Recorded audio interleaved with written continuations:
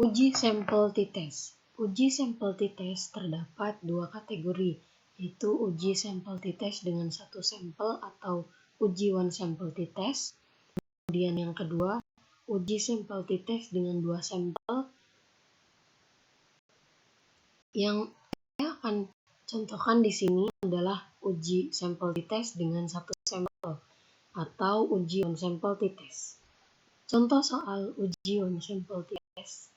Seorang peneliti membuat dugaan yang menyatakan bahwa nilai rata-rata hasil belajar mahasiswa kebidanan kelas C6 sama dengan 75. Untuk membuktikan hal tersebut, peneliti memilih secara random 12 orang mahasiswa kelas C6. Adapun nilai rata-rata hasil belajar mahasiswa tersebut adalah sebagai berikut. Di sini terdapat rata-rata hasil belajar mahasiswa 12 orang dengan nilai sebagai berikut. Nah, untuk melakukan uji sampel t-test, kita perlu melakukan uji normalitas untuk mengetahui apakah nilai rata-rata hasil belajar mahasiswa kelas C6 tersebut berdistribusi normal atau tidak sebagai syarat uji one sample t-test. Kemudian setelah itu baru bisa dilakukan uji one sample t-test. Pertama-tama kita lakukan dulu uji normalitas. Buka aplikasi SPSS, kemudian variable view.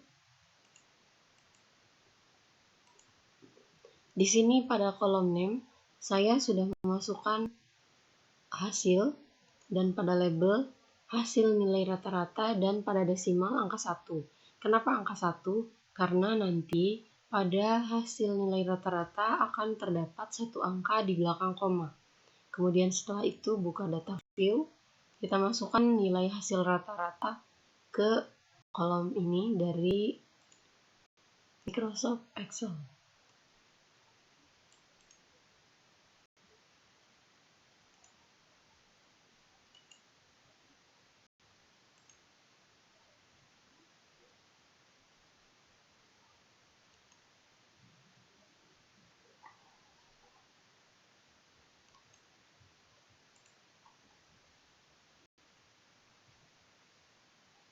Kemudian klik Analyze, Descriptive Statistik, kemudian pilih Explore.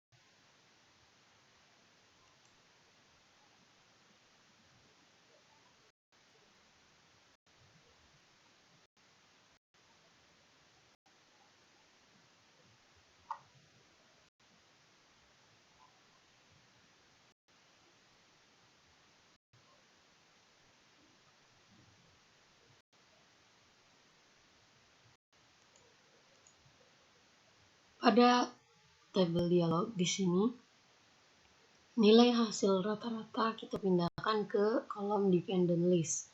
Kemudian buka plots, pastikan normality plots with test di checklist, kemudian klik continue. Kemudian oke.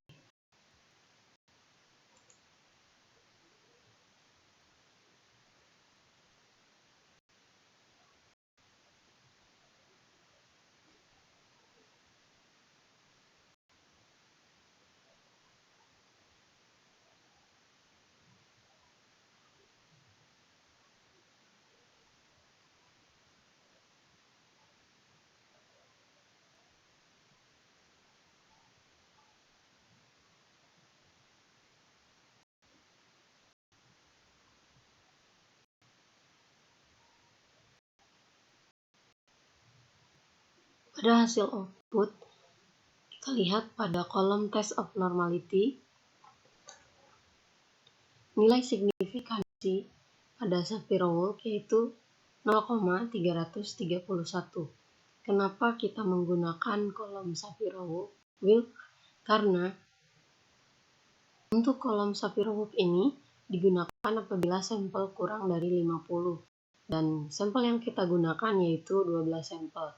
Dan untuk kolomograph, sampel yang digunakan apabila sampel lebih dari 50. Maka dari itu kita menggunakan Sapir-Whorf. Kemudian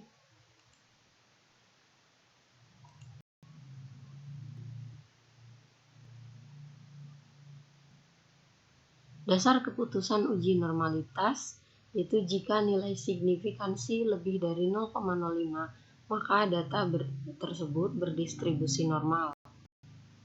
Apabila nilai signifikansi kurang dari 0,05 maka data tersebut tidak berdistribusi normal. Pada data ini kita lihat hasilnya yaitu 0,331 yang artinya data tersebut berdistribusi normal. Maka bisa kita lakukan uji sampel t-test.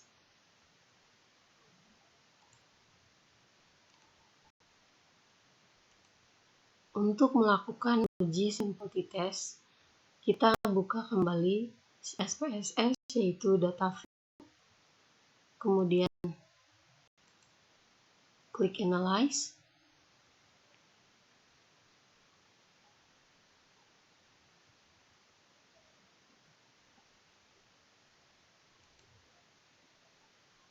Pilih compare means, kemudian one sample t-test. Kita pindahkan hasil nilai rata-rata dari kolom ini ke test variable view.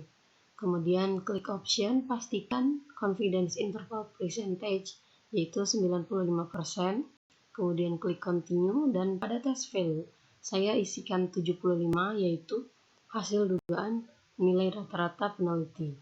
Kemudian klik OK.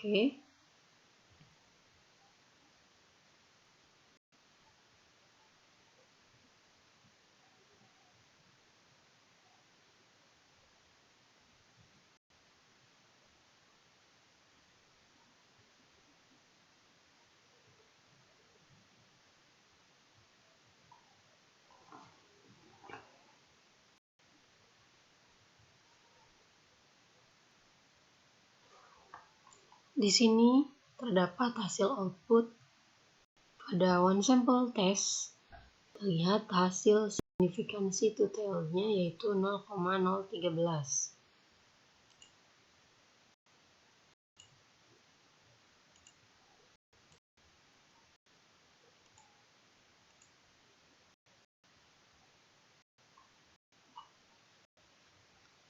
Hipotesis penelitian H0 sama dengan nilai rata-rata hasil belajar mahasiswa kelas C6 sama dengan nilai 75. Dan HA sama dengan nilai rata-rata hasil belajar mahasiswa kelas C6 tidak sama dengan 75. Dasar keputusan berdasarkan nilai signifikansi yaitu jika nilai signifikansi to-tail kurang dari 0,05 maka 0,05 maka HO ditolak.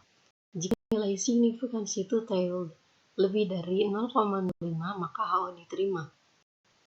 Keputusannya, karena nilai signifikansi to-tail sebesar 0,013 ini, yaitu kurang dari 0,05, maka sesuai dengan dasar pengambilan keputusan di atas, HO ditolak. Dengan demikian dapat diartikan bahwa nilai rata-rata hasil belajar mahasiswa kelas C6 tidak sama dengan nilai 75. Itulah hasil dari uji one sample t-test pada penelitian tersebut.